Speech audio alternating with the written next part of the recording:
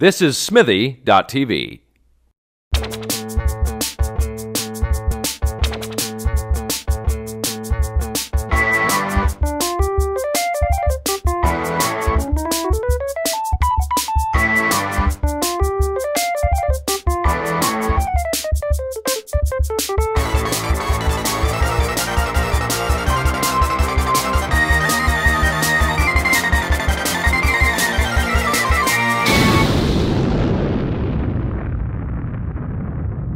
Oh my God, what an explosion! That does not coincide with the explosion sound. The cannon actually shot into my mouth. Whoops. Welcome to Cast This. I'm Ryan Goldfarb. I'm James Scott, and we have a very special guest, very talented actor, and also the best eyes in the business. Would you please welcome Ms. Candyse McClure? Reveal. Mm-hmm. Candyse, how are you? How are you doing? I'm doing really well. How are you guys? You seem to be having a lot of fun. We're having we some have fun. a lot of fun. Look at how close we're sitting There's together. a lot of touching. I'm looking under the table. Touching is actually a mandatory part of the show. Some hand holding. Yeah. I saw a knee earlier. Then you gargled. I'm not going to say anything about it. Read into it what you will.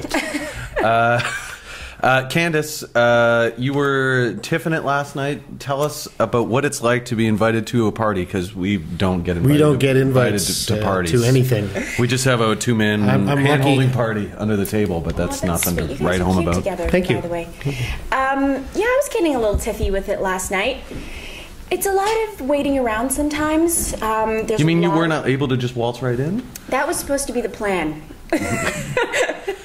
But then what happened? So what color is their red carpet? It's never the way it is, though. It was kind of sort of orange. Well, because it was at the TIFF light box. So orange is their color. But it was amazing. The rooftop at the TIFF light box is beautiful, beautiful view of the city. And it was the Nikki Beach party, and there were uber famous people there. Who did you see? Well, the rumor was that Bono was there. U2, sorry.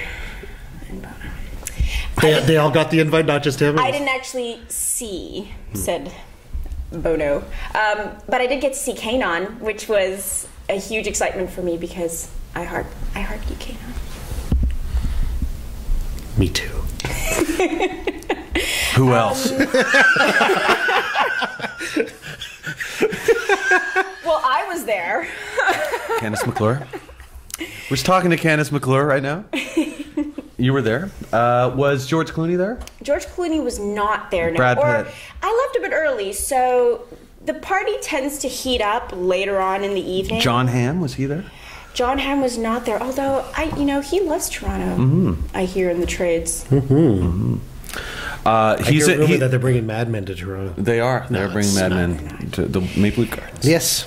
I've heard that John Hamm is up here to negotiate the rights to having his name put on the concept of hamburgers. They're adding an extra M to the name hamburger, and he's going to get money. He's going to get money on it. Kind of like Johnny Cash with the Johnny Cash machines years ago. Not as Don Draper?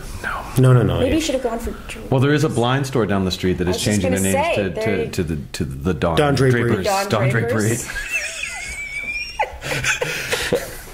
Candyse, you've been an actor for a few years now. Now, you hail from Vancouver? No, you're originally from South Africa. I was born in South Africa. Say it like you're supposed to. South Africa. South Africa? Yes. Yeah. But you've been Americanized, so to speak. I've been Canadianized, and I've been Americanized. Yeah, I grew up in South Africa. I immigrated sort of in my teens. I went back and forth for a little while. I was a little undecided about Canada, the whole snow thing.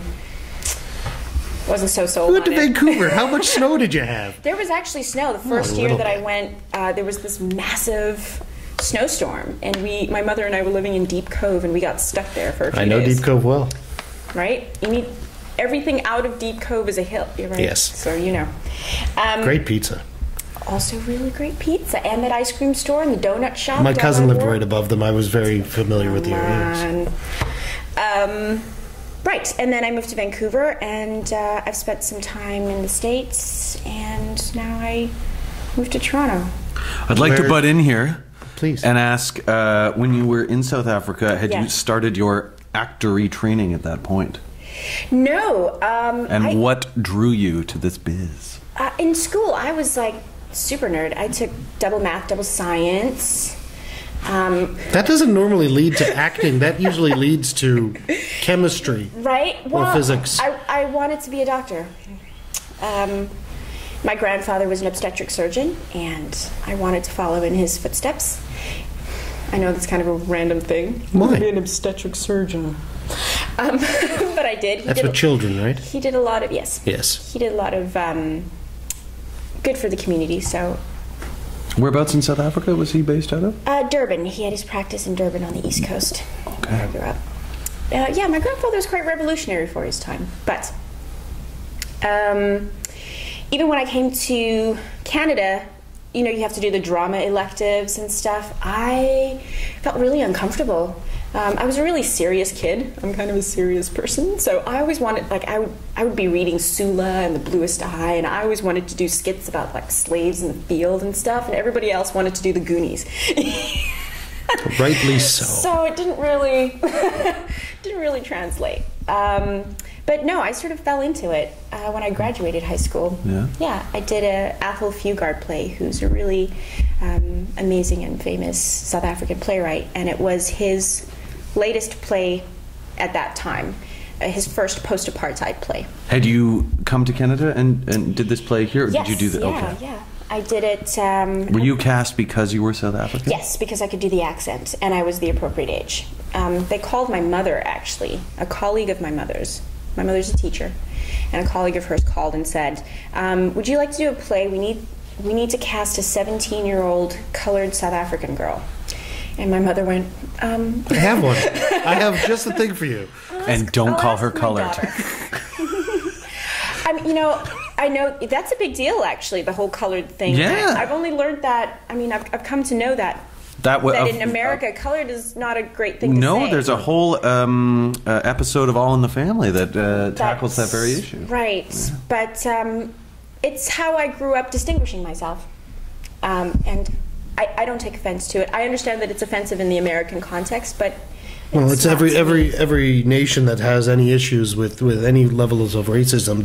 The terms are going to change and for you growing up in South Africa and so on and so forth, then there were other the issues that were having more problems there obviously hadn't caught up to the word colored yet. So right, and I mean, I am a person of color. You know, that's soft racism.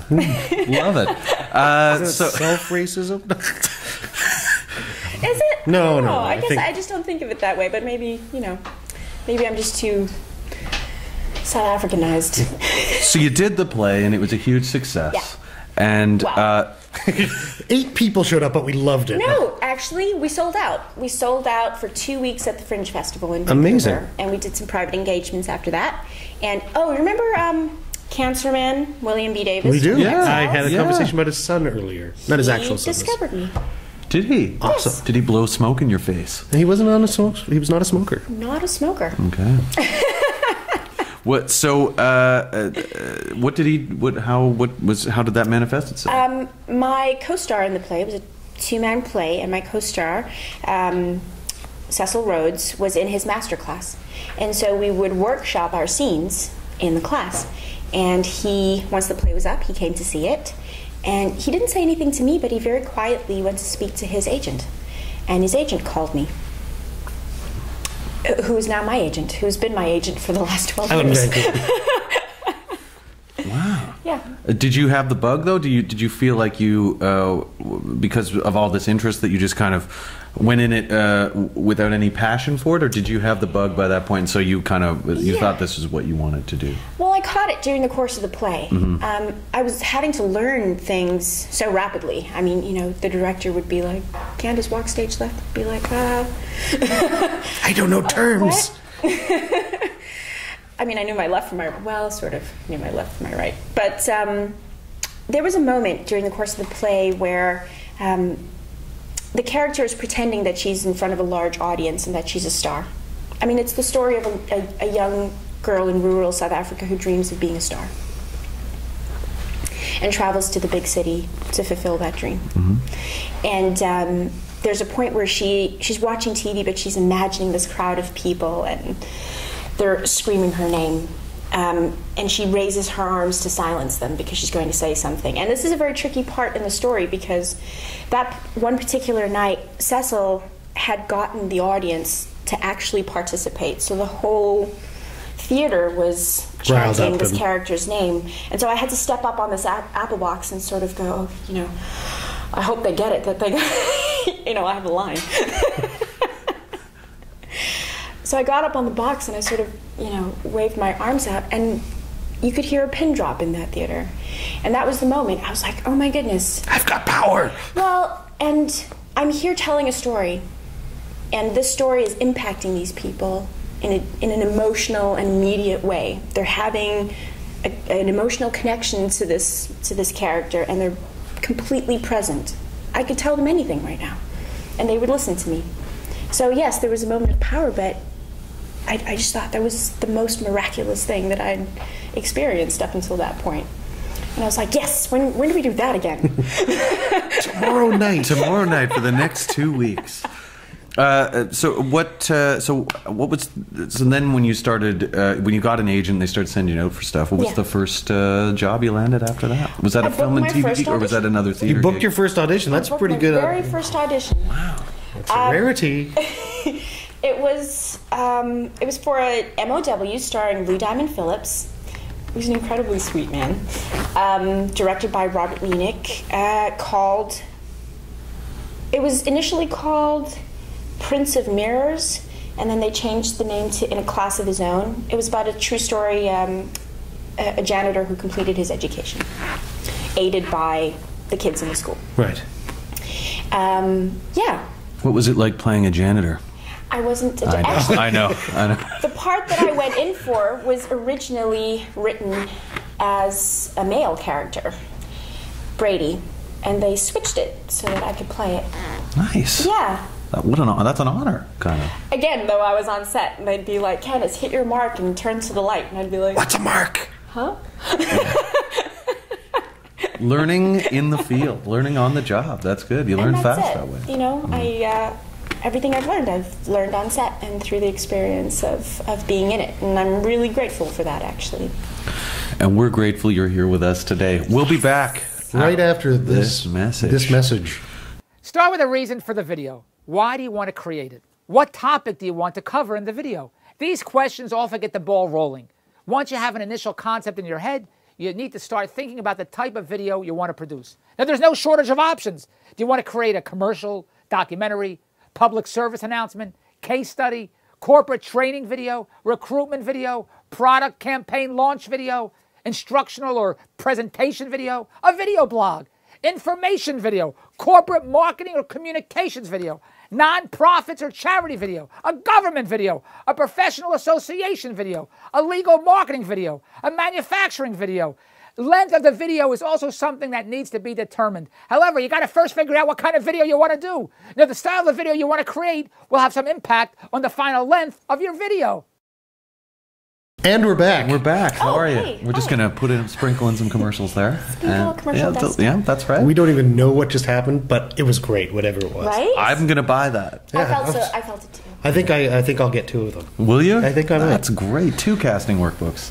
So, Candyse, what was it like to do? No, that's a stupid question. That's My rewinding mother, the English teacher, would say, there are no stupid questions, James. Really? Well, this was going to prove your mother wrong.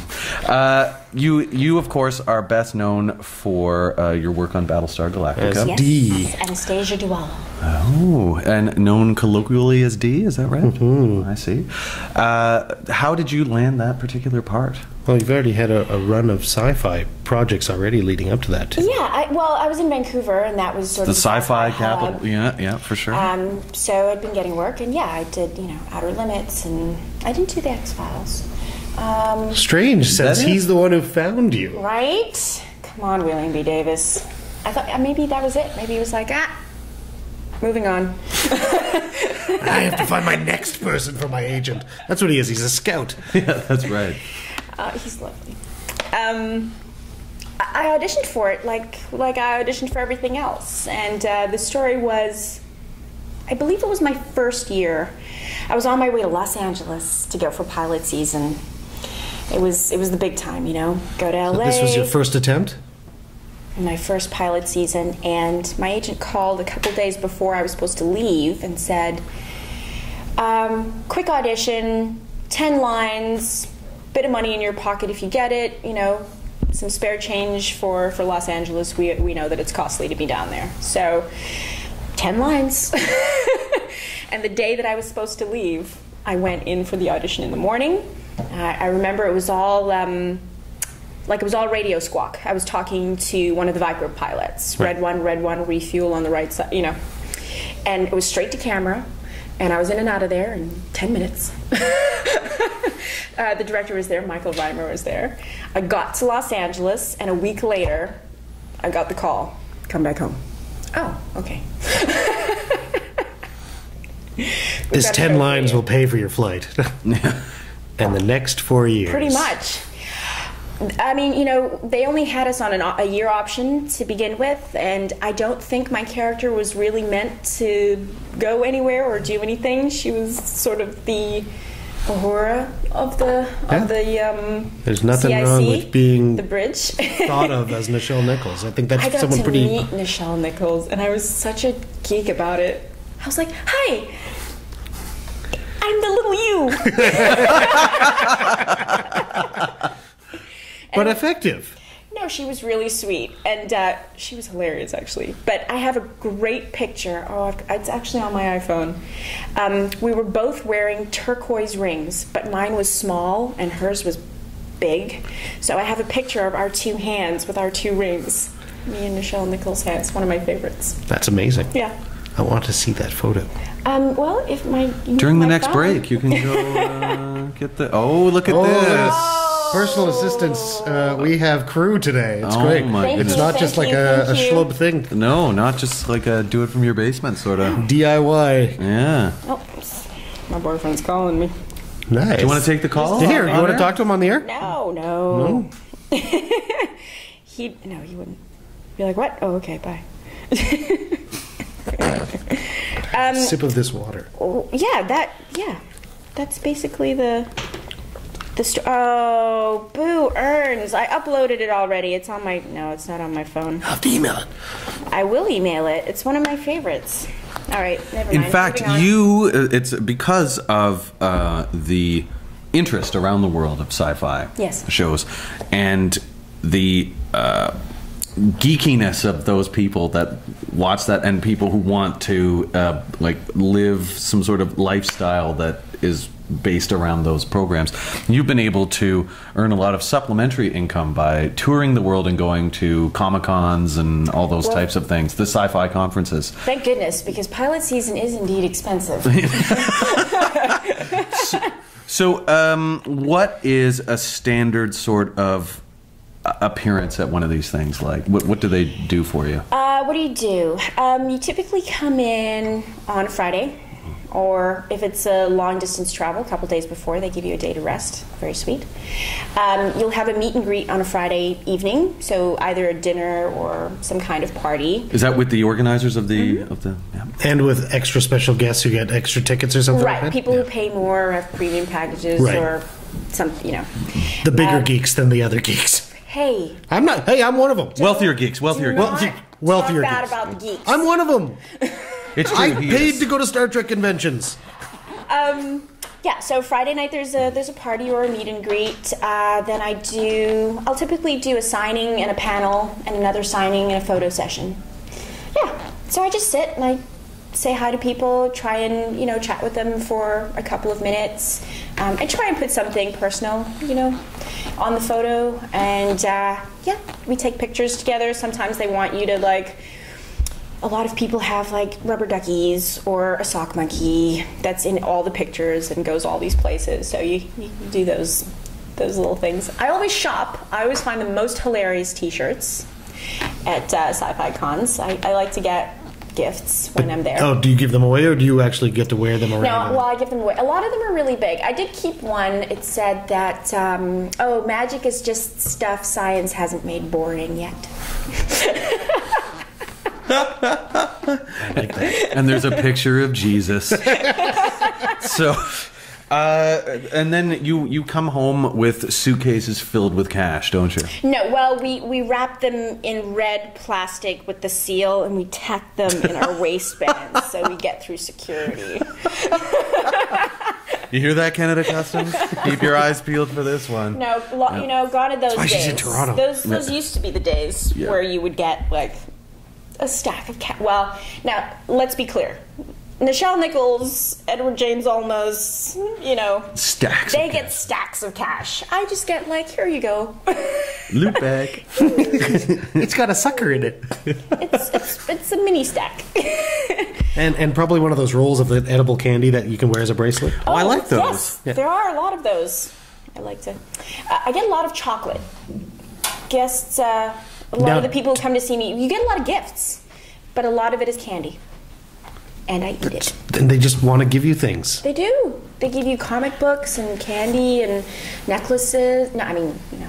Has anyone ever painted your picture and given you a painting? Many times. Really? Yes, I have a number of sketchings. I have me as an egg cartoon.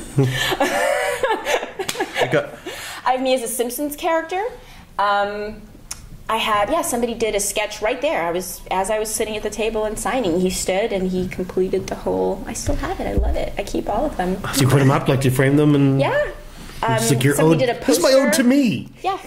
Like a really kind of, it looked sort of like a wartime, like a 1940s wartime poster with me looking very heroic in the background. That's awesome. Yeah, that's cool. Some ships off Yeah. in the Yeah, I have all of them. I love them. Awesome. So since Battlestar wrapped up, what have you been up to?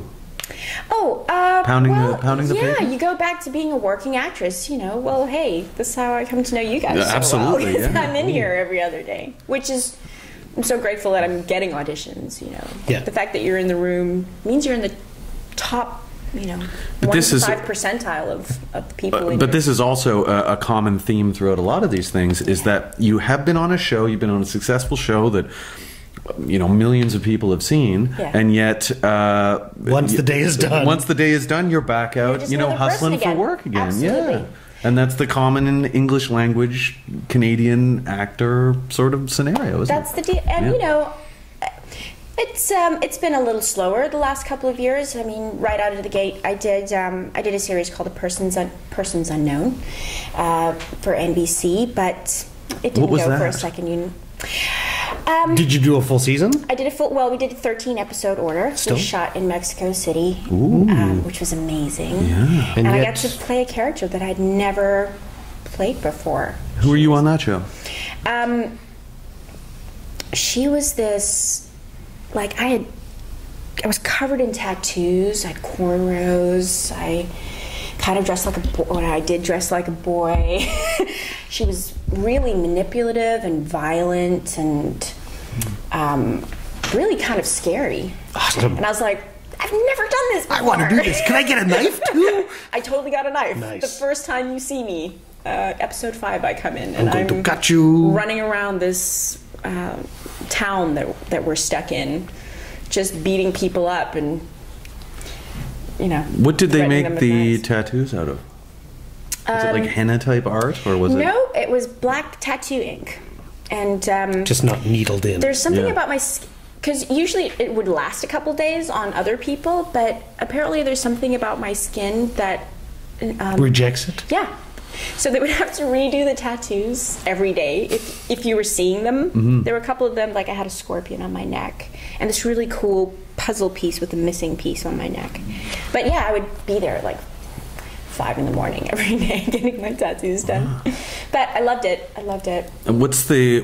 Did you have much like private time in Mexico City? And if so, what did you do? What was the nightlife like there? And what was? Well, we all lived together. It was such an amazing cast. Oh gosh. Sean O'Brien, Alan Ruck, Tina from, what is her name? She was on 6 Feet Under. Anyway, really cool cast. Yeah. And we all lived in this apartment complex together. So we would all hang out. Would they do a with each reality other. show in the office? We should have done a behind-the-scenes reality show of the Mexican Melrose Place. No, well, everybody had families, One of the lead, Daisy Betts, her boyfriend was an Olympic boxer at one time for Australia. So he would train us. So I would train. I would do boxing training every other day. There was a great farmer's market. I was vegetarian in Mexico City. So Were you? Yeah. Are you still a vegetarian? No, there was just something about, I just wanted to eat really clean, simple food when I was there. Yeah. And the fruit and vegetables in Mexico are amazing. Is the thing about not drinking the water, does that still hold, or is that an old concept? You know, I'm African. I drink the water. I eat the street food. No cholera? You seem pretty good. I have a strong constitution. I get it from my dad. There was no Montezuma's revenge on my visit. Good. But we went to see the pyramids. We went to, there's a beautiful river in the middle of Mexico City, the Xochimilco. We went down the Xochimilco. I spent some time in Tulum and went to Chichen Itza, and I was down in the Zocalo, the downtown of Mexico City, all the time. I loved it. It's such a European city. There's art everywhere, and it's huge. Yeah, there's a lot of murals and arches, and even the installation art that's along the sides of all the boulevards and main streets and big waterfalls and the Ángel de Revolución. There's just amazing beauty everywhere in that city. And traffic. And smog? Yes. Lots of smog. Yeah, I've seen some photos. Yeah. One of my favorite things in Mexico City was this giant yellow sort of it's kind of an abstract. Well, it was a horse. It didn't look like a horse, but it abstract sort of, horse. Yeah, it was a bright yellow abstract horse. I mean, you could see it from miles. It was huge. The cabellito, and I always loved it. I don't know, And then somebody was like, "Oh yeah, that's the sewage. That's the fumes from the sewage plant." They put it on top of the sewage plant. It's the dirty horse. It's the stinky horse. Do they call it the stinky horse? Oh, I wish I know how to say stinky in Spanish. I can find out. Find out right now. Stinkanito. What is stinky in Spanish? Oh, that's your. But I started painting in Mexico City.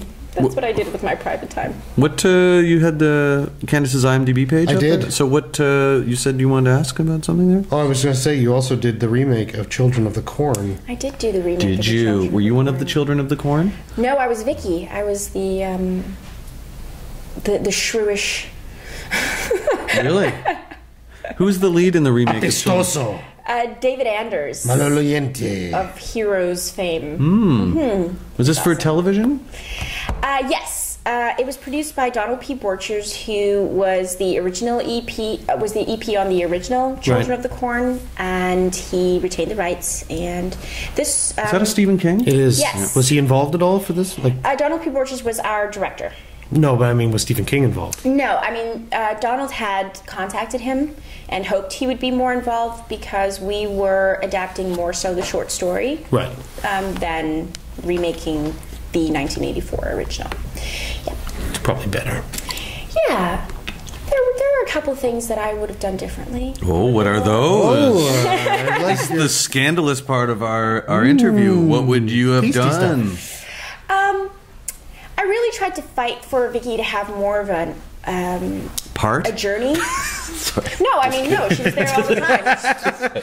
More dialogue, perhaps? 8 more lines? More time, Oh, no, she more had plenty camera of time. dialogue. Yeah. Trust me, she had plenty of dialogue. Did you That want to woman kill did more not Children of the Corn? stop Yeah, did you want to speaking. kill more Children of the Corn? No. Did you want to run away from more Children of the Corn? Yes, they were really creepy, those kids. That's good. They were really super creepy. You can't go And wrong we with were the Village of the Damned type story. It's great. We were in the middle of Iowa, like Davenport, Good corn country. corn, middle of nowhere, kind of. It was really beautiful, though. The kind of thing you'd run into a baseball diamond right now.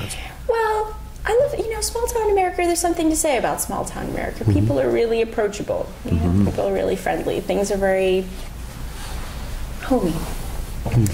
I wanted her to have more of kind of a range, and I think she came across as like just a sort of shrew the entire time, and I was always like, but these people have to love each other, or else Why do you care when they die? Why do you think he cares if there was never Did you die in a spectacular love fashion? between the two of them? I do get strung up in a most remarkable way. We have footage of this. No, I'm just kidding.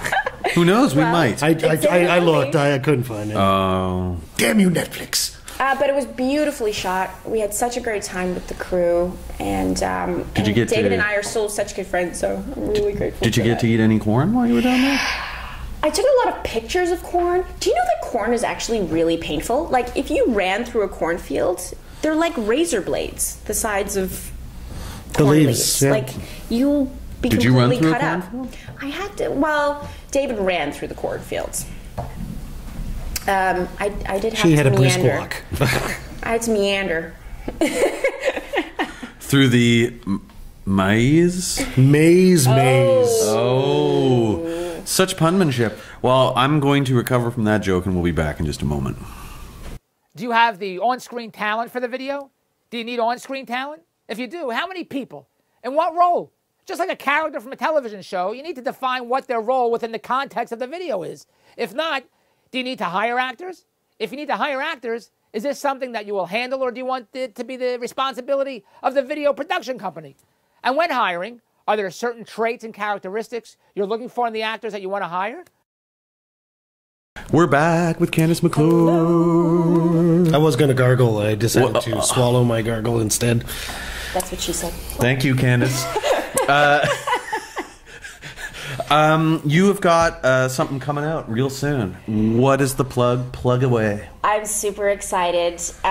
Season 2 of Sex, God, Rock and Roll, airing on HDNet in a couple of months. What the heck is that show? Sex, God, Rock and Roll is a hilarious, spiritually minded, somewhat sketch comedy show that my amazing friend Stuart Davis wrote and stars in. And in season 2, we are co-hosting, and I have my own special segment. Ooh, in each episode? Yes. Spectacular. End of each episode. I think it's groundbreaking. I think it's comedy, but it's worldly and thought-provoking and just all around kind of silly. And I loved being able to do comedy also with a friend of mine. Well, you've made me laugh before, so I know you have the chops. Wow. Made you laugh? Were you laughing at me? No, I was not. James, No, okay. I was laughing at your... The material. The material, the incredible wit. The incredible wit and panache. Why, thank you. I'll take it. Where is HDNet on the television? Never heard of that station, no offense. Well, it's Mark Cuban's station, and it's sort of a young... Did you say a cable Cuban net- station? Mark Cuban, he owns the Dallas Mavericks. Oh, really? Yes, he's a very rich man. Yeah. So it's a sort of, it's a young and upcoming Was that network. shot here or in the States? It was shot in the States. Okay. Yeah. It's a young and upcoming network. It's, oh gosh, I really wish I knew where it was on the dial. Can you get it up here? No. The end. But you can download it. You can download it online. That's good. I like to do that. I shouldn't That's admit how to that. I watch my TV. Yeah, me too. I'm iTunes all the way. And it You is on iTunes, so... you are a can get it on smart iTunes. and talented person, Oh, and it shucks. goes beyond Film and television. film and television, and your interest in math and science. Although science is going to come in right now. Science. You make beauty products that you use yourself, and that is one of the reasons why you have been able to maintain such a natural beauty. James, don't tell everybody that I'm a giant hippie.